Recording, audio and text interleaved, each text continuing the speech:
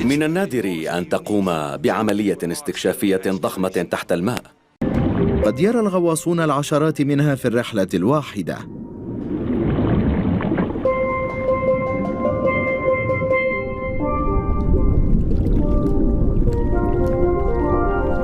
الجدران المنحدرة للجزيرة تتراصف مع الشعاب المرجانية التي تنتأ بسبب التيارات القوية التي تضرب محيط الجزيرة، لأنه ليس كهفاً بقدر ما هو متاهة.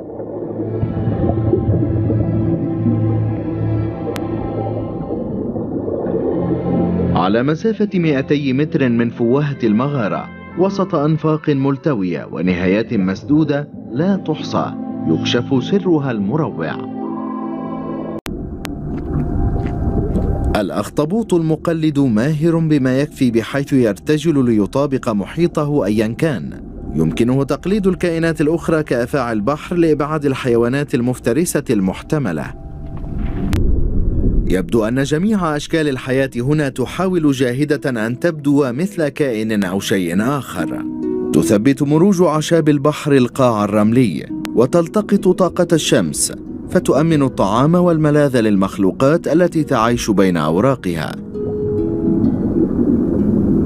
تفسح المروج المجال أمام مجموعات من المرجان التي تبدو كعلب طلاء حية، لكن الألوان النابضة بالحياة هي مجرد وجه من أوجه التكيف التي طورتها الكائنات القاطنة في الشعاب لمساعدتها على البقاء على قيد الحياة.